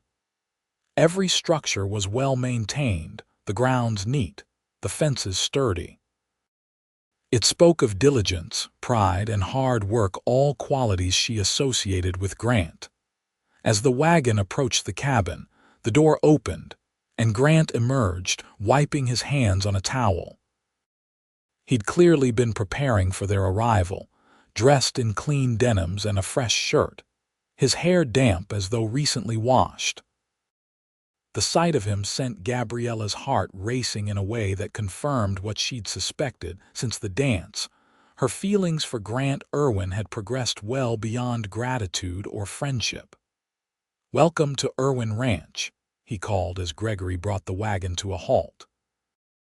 "It's not much, but what it lacks in grandeur it makes up for in peace and quiet." "It's lovely," Gabriella replied honestly as he helped her down from the wagon. The brief touch of his hands at her waist sent warmth spreading through her despite the autumn chill. Grant greeted Mrs. Perkins respectfully before turning back to Gabriella. "I thought we might have lunch, then I could show you around the property, unless you'd prefer to rest after the journey." "Not at all," Gabriella assured him. I'm eager to see everything." Lunch proved to be a surprisingly elegant affair, served on the cabin's front porch where a table had been covered with a checkered cloth and set with what were clearly the Irwins' best dishes. The food was simple but delicious: fresh bread, cold chicken, apple preserves, and a sweet potato pie that Grant admitted sheepishly had been purchased from Widow Parker's establishment in town. Throughout the meal, Gabriella was struck by the easy camaraderie between the brothers. Despite their different temperaments, there was an obvious bond of affection and respect. Gregory teased Grant about his meticulous preparations for the visit, while Grant good-naturedly reminded his brother of his own nervous fussing before appearing in court. Mrs. Perkins, initially stiff and watchful as befitted her chaperone role, gradually relaxed in the informal atmosphere, even sharing stories of her own brothers back in Virginia. After lunch, Gregory volunteered to show Mrs. Perkins the kitchen garden and henhouse, a transparent but appreciated gesture to give Grant and Gabriella some privacy. "Your brother seems to be adjusting well," Gabriella observed as they strolled toward the north pasture Grant had mentioned. "Gregory's always been resilient," Grant replied. "And I think his time in jail genuinely scared him, made him realize the path he was on led nowhere good." "Will the judge be lenient, do you think?" Grant shrugged. "Hard to say. The charges are serious, but it was his first offense and no one was hurt." "Your uncle putting in a good word would help," he added cautiously. "I'll speak to him," Gabriella promised. "Uncle George is trying to make amends. This would be a concrete way to demonstrate his sincerity." They walked in comfortable silence for a while, following a path that led upward through scattered pine trees. As they climbed, Gabriella found herself grateful for Grant's steadying hand on the steeper sections, though she suspected he used the terrain as an excuse to touch her more than was strictly necessary. Finally, they emerged onto a rocky outcropping that offered a panoramic view of the surrounding countryside. Rolling hills stretched to the horizon, the land painted in autumn golds and russets under an endless blue sky. The ranch buildings looked tiny from this height, nestled protectively in their hollow. "It's breathtaking," Gabriella murmured, turning in a slow circle to take in the 360-degree vista. "This is my thinking spot," Grant admitted. "When decisions need making or troubles need sorting, I come up here. Puts things in perspective somehow. I can see why." Gabriella moved to the edge of the outcropping where a flat boulder provided a natural seat. "Do you mind sharing it with me today?" Grant joined her on the boulder, close enough that their shoulders almost touched. "I was hoping you'd appreciate it. Not everyone understands the beauty of this land. Most see only its harshness." "It is harsh," Gabriella acknowledged, "but that's part of its honesty, isn't it? There's no pretense here, no artifice. The land is what it is, demanding but rewarding to those who respect it." Grant looked at her with open admiration. "Exactly. That's exactly it." Their gazes held, the connection between them strengthening with each passing moment. Gabriella felt herself leaning toward him, drawn by an invisible force as powerful as gravity. Grant hesitated, his expression conflicted. "Gabriella," he said softly, "before this goes any further, there's something you should know." She waited, heart hammering. "I have nothing to offer you," he continued, the words clearly difficult for him. "My ranch barely breaks even most years. The house is plain. The life is hard. There are no fancy parties, no fine dresses, none of the comforts you're accustomed to." "Grant," she began, but he raised a hand to stop her. "Please let me finish. You've lived in Tascosa less than 2 months. You've only just begun to understand what frontier life truly entails. The winters are brutal. Disease can sweep through without warning. Crop failures, drought, 100 things can destroy a year's work in a moment. I'm aware of the challenges, Gabriella said quietly. Are you? Grant's eyes were troubled. Or are you romanticizing it, seeing an adventure rather than the daily reality? The question stung, but Gabriella recognized the genuine concern behind it. Perhaps I don't understand completely, she admitted. How could I, having experienced it for such a short time? But Grant, I'm not a child. I've faced hardship and loss. I've learned to adapt to circumstances I never expected to encounter. I know, he acknowledged. You've shown remarkable courage and resilience. But caring for someone truly caring means wanting what's best for them, even if that isn't yourself. Understanding dawned. And you believe what's best for me is a comfortable life in town as Samuel Harlow's wife, a life of social engagements and proper Boston-like respectability. Grant looked away, his jaw tight. It would certainly be easier. Easier isn't always better, Gabriella countered. Grant, look at me. Reluctantly, he met her gaze. When my stagecoach was attacked and I fled into the wilderness, I was certain I would die, she said softly. Alone and afraid in a strange land, far from everything familiar. Then I found your campfire and you said words I'll never forget. You'll never cry cold again. Grant's expression softened at the memory. In that moment, Gabriella continued, you offered more than physical warmth. You offered safety, kindness, respect. Those things are rare and precious, and I value them far more than social standing or material comfort.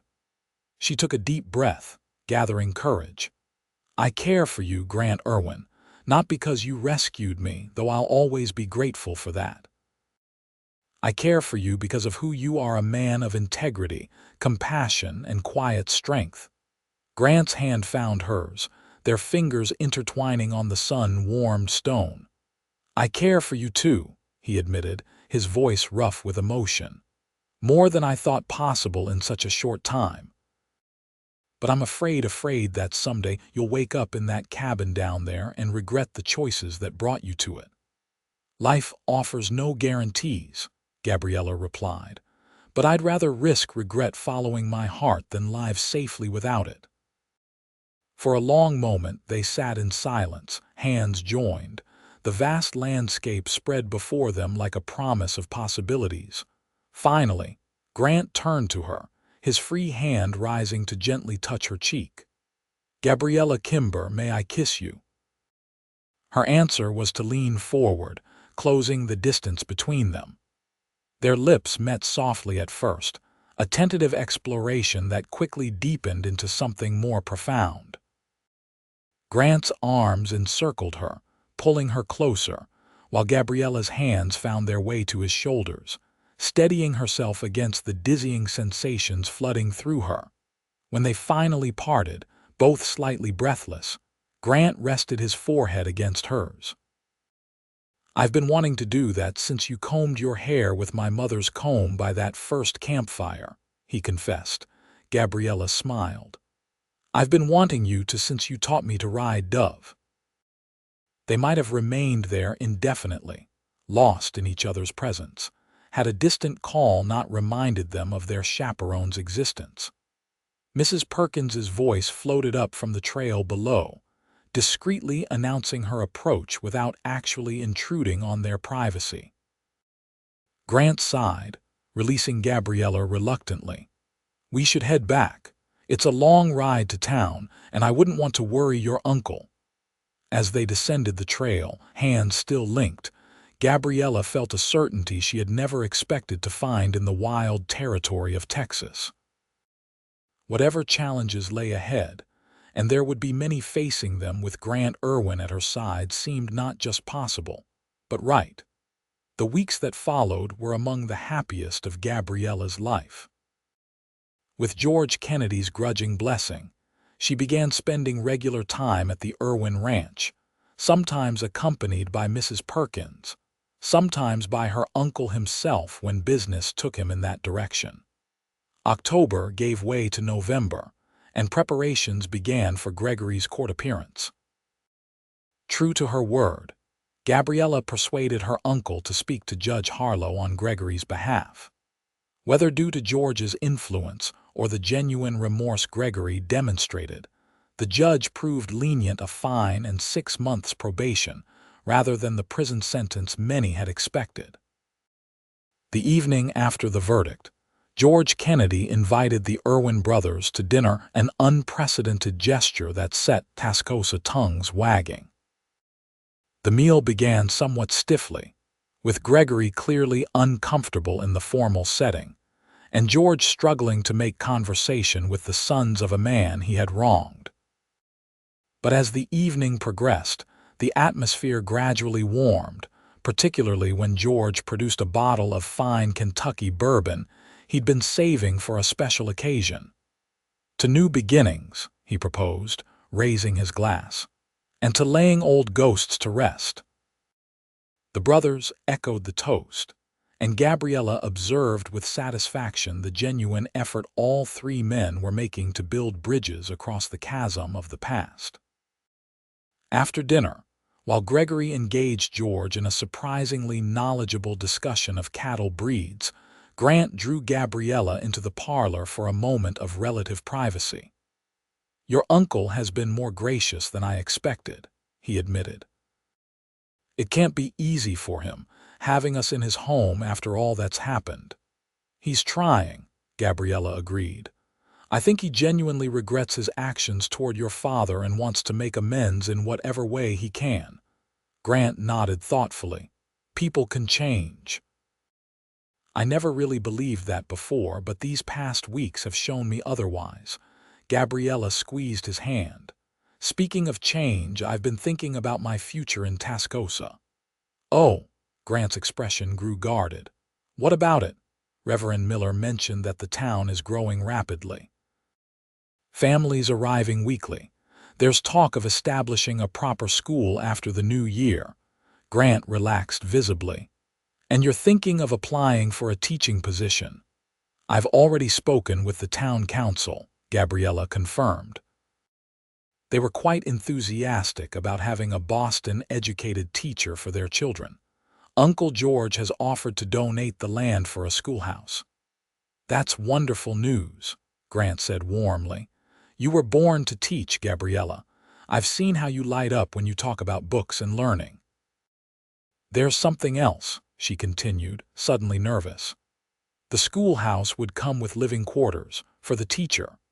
Understanding dawned in Grant's eyes. "You're thinking of moving out of your uncle's house, living independently," Gabriella nodded. "It seems the logical next step." "Uncle George has been incredibly generous, but I need to establish my own life here. My own identity beyond Kennedy's niece from Boston." Grant studied her face. "And would this independent teacher still find time to visit a certain ranch outside town?" "I should think she'd insist upon it," Gabriella replied with a smile. "Especially as the rancher in question has been courting her with remarkable dedication these past weeks." Grant's expression grew serious. "About that courtship," he began, then paused, glancing toward the dining room where George and Gregory's voices could still be heard. "There's something I've been wanting to ask you, something important." Gabriella's heart skipped. "Yes, not here," Grant decided. "Not now. This weekend, if the weather holds. At the ranch. There's a place I'd like to show you." Though curiosity nearly overwhelmed her, Gabriella agreed to wait. Whatever Grant wanted to ask, it clearly mattered deeply to him that the moment be right. Saturday arrived clear but cold, with the first real hint of winter in the air. Grant collected Gabriella himself this time, driving a small buggy rather than the wagon. Mrs. Perkins, suffering from a seasonal cold, had been deemed too unwell to travel, but George, in a surprising gesture of trust, had allowed Gabriella to visit the ranch with only Gregory as an additional chaperone. "You're very quiet today," Gabriella observed as they traveled the now familiar road to the ranch. "Is everything all right?" Grant gave her a reassuring smile. "Just thinking. Gregory and I have been making some changes at the ranch. Improvements. I'm eager to show you." Indeed, as they approached the property, Gabriella noticed several differences. The corral had been expanded, a new section of fence erected, and what appeared to be the foundation for an additional structure laid near the main cabin. "You've been busy," she remarked as Grant helped her from the buggy. "Winter's coming," he replied cryptically. "Best to be prepared." Gregory greeted them at the cabin door, unusually well dressed in a clean shirt and pressed trousers. "Welcome back, Miss Kimber," he said with exaggerated formality that made Gabriella suspect some private joke between the brothers. Inside, the cabin had been thoroughly cleaned, with fresh curtains at the windows and a fire crackling cheerfully in the stone fireplace. A delicious aroma emanated from the kitchen area. "Something smells wonderful," Gabriella commented.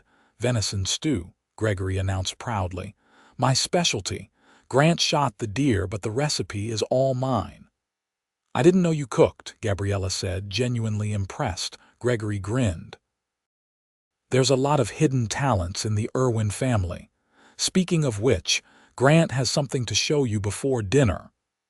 Grant offered his arm to Gabriella. "If you're not too tired from the journey." "Not at all," she assured him, curiosity piqued by the brothers' obvious orchestration. They left the cabin, but instead of heading toward the north pasture as Gabriella expected, Grant led her to a path that wound around the far side of the property, following the creek for some distance, before ascending a gentle slope dotted with young pine trees. "I've never been to this part of your land before," Gabriella remarked as they walked.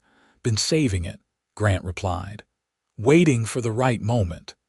At the top of the slope, Gabriella gasped. A small meadow opened before them, sheltered by a natural semicircle of rocky outcroppings. In the center stood a partially constructed cabin larger than Grant's current home, with wide windows and a covered porch facing west toward the setting sun. "Grant," she breathed. "What is this?" He led her closer, his expression a mixture of pride and nervousness. "My father staked claim to this section years ago, before everything went wrong. It's technically separate from the main ranch property, filed under a different homestead claim." They reached the structure, and Grant guided her up the steps to the porch, which was complete though the cabin itself remained partially open to the elements, the roof and 2 walls still under construction. "It's the perfect spot," he continued. "Protected from the north winds, close to water, with good soil for a garden." He paused, gathering courage. "I've been working on it whenever I could spare time from ranch duties. Gregory's been helping too these last few weeks. It's going to be beautiful," Gabriella said sincerely. "But why build a second cabin? Is Gregory planning to live separately?" Grant turned to face her fully, taking both her hands in his. "It's not for Gregory," he said quietly. "It's for us. If you'd consider making it a home, with me." Gabriella's heart seemed to stop, then race forward.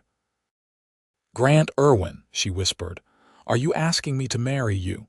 "I am," he confirmed, his voice steady despite the vulnerability in his eyes. "I know it's fast. I know you have plans for teaching and independence. But I love you, Gabriella Kimber. I think I've loved you since I found you crying by my fire pit and promised you'd never cry cold again." Emotion welled in Gabriella's throat. "Oh, Grant, I'm not asking you to give up teaching," he hurried on. "The school would be an easy ride from here. You could have both your career and a home with me. It wouldn't be easy, especially at first. The winters are hard and ranching is always uncertain, but we'd face it together." Tears of joy spilled onto Gabriella's cheeks. "Yes," she said simply. Grant stared at her. "Yes. Yes, I'll marry you," she clarified, laughing through her tears. "Yes, I'll make a home with you here. Yes to all of it." With a sound that was half laugh, half sob, Grant pulled her into his arms, lifting her off her feet in his exuberance. When he set her down, his own eyes were suspiciously bright. "I don't have a proper ring yet," he apologized. "I wanted to be sure of your answer before spending money we might need for the cabin." "I don't need a ring," Gabriella assured him, "but I would like a proper kiss from my fiancé." Grant was happy to oblige, gathering her close with a tenderness that belied his strength. The kiss was a promise of partnership, of shared dreams, of a future built together despite whatever challenges might come. When they finally parted, the sun was beginning to set, painting the meadow in shades of gold and amber. Grant kept his arm around Gabriella as they admired the view from what would be their front porch. "Gregory knows, I assume?" Gabriella asked after a contented silence. Grant nodded. "Had to tell someone or burst. He's been insufferably smug about it too. Claims he knew from the moment he met you that you'd end up in Irwin." "Smart man, your brother," Gabriella teased. "What about Uncle George? Do you think he'll approve?" "I spoke to him yesterday," Grant admitted. "Asked for his blessing as your nearest male relative." Gabriella looked up in surprise. "You did? What did he say?" "He said he'd prefer you marry a banker or lawyer," Grant replied honestly, but acknowledged that his preferences and your happiness might not align. "In the end, he gave his conditional blessing." "Conditional on what?" "On my promise to make you happy," Grant said softly. "A promise I intend to keep for all my days." The simple sincerity of his words touched Gabriella deeply. "And I promise the same," she whispered. "To build a life with you that honors the love we've found." They returned to the main cabin hand in hand, where Gregory waited anxiously on the porch. One look at their faces told him everything he needed to know. "She said yes?" he asked unnecessarily, breaking into a wide grin when Grant nodded. "Well, thank the Lord. I've been holding back that stew for an hour and I'm starving." The celebratory dinner that followed was filled with laughter and plans for the future. Gregory proposed numerous toasts, growing increasingly sentimental with each glass of whiskey, until he finally declared with mock solemnity that he would be moving to the bunkhouse once the new cabin was complete. "A newlywed couple needs privacy," he insisted. "Besides, someone's got to keep an eye on the ranch while you two are mooning over each other." As the evening drew to a close, Grant insisted on driving Gabriella back to town himself, despite the late hour. The journey passed in comfortable conversation about practical matters: when the wedding might take place, how quickly the cabin could be completed, what furniture they would need. "Spring would be ideal," Gabriella mused. "After the school term ends. That would give us time to finish the cabin properly, and for me to prepare a trousseau." Grant agreed, though he admitted with endearing honesty that spring seemed very far away.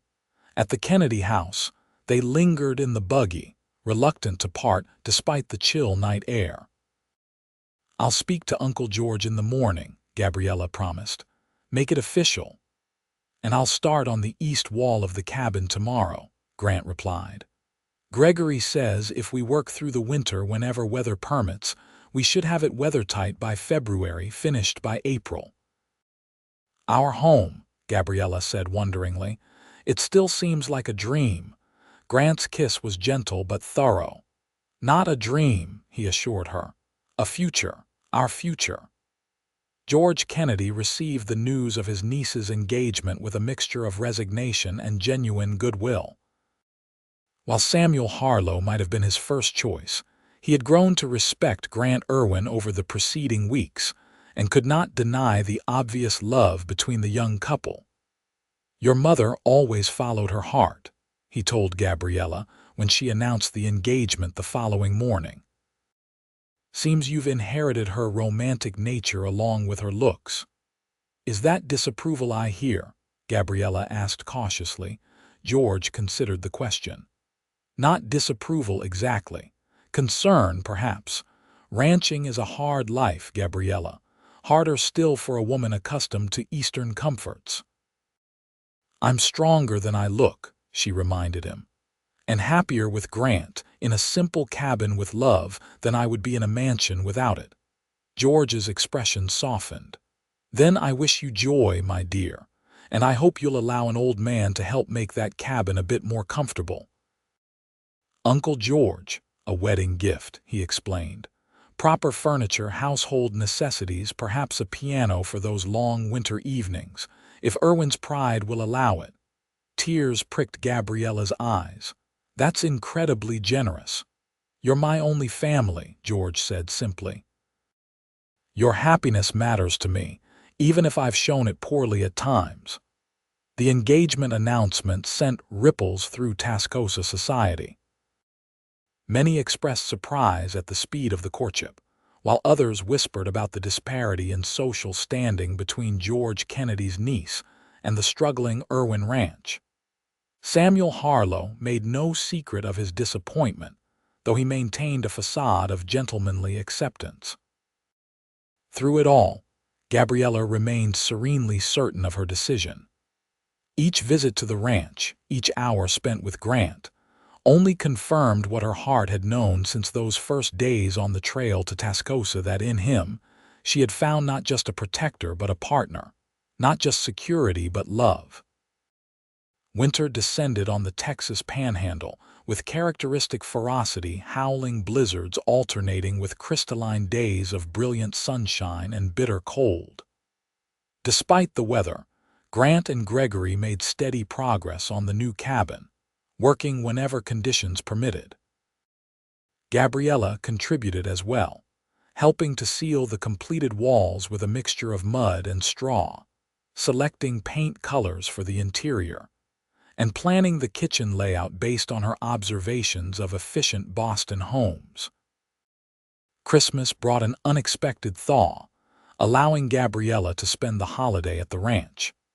George Kennedy joined them for Christmas dinner, a gesture of reconciliation that meant more to the Irwin brothers than any material gift could have. Over roast turkey and plum pudding, the four of them, along with Widow Parker, who had been invited as both guest and unofficial chaperone, formed the beginnings of a new family bond, tentative but genuine. January saw the official opening of Tascosa's first proper school, with Gabriella installed as teacher to 28 students ranging in age from 6 to 16. The work was challenging but deeply satisfying, giving her a sense of purpose and community connection that complemented her personal happiness. February brought both Gregory's release from probation and the completion of the cabin's exterior. To celebrate both milestones, the Irwin brothers hosted a small gathering at the ranch. Gabriella and George, Reverend Miller and his wife, Widow Parker, and several neighboring ranchers who had gradually begun to accept the Irwins back into the social fabric of the community. As winter gave way to the tentative green of early spring, wedding preparations accelerated. Gabriella ordered fabric from Chicago for her dress, while Grant, with Gregory's help, crafted furniture for their new home: a dining table and chairs, a rocking chair for the porch, a sturdy bed frame for the main bedroom. George Kennedy, true to his word, arranged for the delivery of household necessities: linens, dishes, cookware, as well as several finer pieces, including a small upright piano that brought tears to Gabriella's eyes when she first saw it installed in the new cabin's parlor. "Mother taught me to play," she explained to Grant as her fingers danced lightly over the keys. "This feels like a piece of her will be with us." The wedding was set for the first Saturday in May 1883, almost exactly a year after Gabriella's stagecoach had been attacked. The symmetry seemed fitting: a cycle of renewal, of tragedy transformed into blessing. The ceremony itself was simple but deeply meaningful, held in the meadow outside the new cabin with Reverend Miller officiating. Gabriella wore a gown of ivory silk trimmed with lace, her chestnut hair arranged in a crown of spring wildflowers. Grant, Almost unrecognizable in a new suit George had insisted on providing, waited for her beside an arch of pine boughs and early roses, his expression a mixture of awe and adoration as she approached on her uncle's arm. The vows they exchanged were traditional, but the look that passed between them as they spoke the ancient promises contained a world of private meaning, remembrance of that first night by the fire pit, gratitude for the journey that had brought them together, commitment to the life they would build. "What God has joined together, let no man put asunder," Reverend Miller pronounced, and a cheer rose from the assembled guests, a surprisingly large gathering that included not only friends but many of Gabriella's students and their families. The celebration that followed lasted well into the evening, with feasting, dancing, and enough good wishes to sustain the newlyweds through whatever challenges might lie ahead. As twilight descended, lanterns were lit around the meadow, creating a magical atmosphere of golden light and deepening shadows. "Happy?" Grant asked softly, finding a moment alone with his bride as the festivities continued around them. Gabriella leaned into his embrace, secure in the knowledge that this was exactly where she belonged. "Happier than I ever imagined possible," she assured him. "And you?" "I have everything I never dared to dream of," Grant replied, his voice rough with emotion. "A home, a future, and most importantly, you." As the last guests departed, calling final congratulations and teasingly suggestive advice, Grant and Gabriella stood on the porch of their new home, watching the moonlight silver the landscape that had brought them together. "Welcome home, Mrs. Irwin," Grant said softly, lifting her into his arms to carry her across the threshold. "I've been home since the moment I found your campfire," Gabriella replied, wrapping her arms around his neck. "I just didn't know it yet." Inside, the cabin awaited them, warm, welcoming, filled with the mingled evidence of their separate pasts and shared future. A fire burned in the hearth, warding off the spring night's chill, its flames dancing in a timeless rhythm of light and warmth. "Do you remember what you said to me that first night?" Gabriella asked as Grant set her gently on her feet beside the fire. He nodded, drawing her close. "I said you'd never cry cold again." "And I haven't," she whispered, rising on tiptoe to meet his kiss. "Not once." In the years that followed, life on the Irwin Ranch unfolded with the natural rhythm of seasons and growth. The cattle herd expanded, guided by Grant's careful management and Gregory's increasingly responsible assistance. The school in Tascosa flourished under Gabriella's direction, eventually requiring a second teacher as the town continued to grow. Their first child, a daughter they named Margaret, after Gabriella's mother arrived in the spring of 1884, bringing new joy to the household and cementing the bonds that had formed between the once feuding families. George Kennedy, to everyone's surprise, proved to be a doting great-uncle, visiting regularly and showering the child with affection and gifts. Gregory, after a brief return to his wandering ways, settled permanently at the ranch, eventually marrying Widow Parker's niece, who had come west to help her aunt with the expanding terroom business. They built their own cabin on the property, creating a small but thriving family compound that embodied the frontier spirit of mutual support and shared labor. Through drought and plenty, through the harsh winters and glorious springs of the Texas Panhandle, the promise made beside that first fire pit held true. Gabriella Kimber Irwin never again knew the cold of abandonment or fear, wrapped securely in the love of the man who had found her at her lowest moment and raised her to her highest joy. And on winter evenings, when the wind howled around their snug cabin and the fire burned bright in the hearth, they would sometimes tell their children the story of how they met of a desperate young woman, a compassionate cowboy, and the words that had changed both their lives forever. "You'll never cry cold again. A promise made, a promise kept.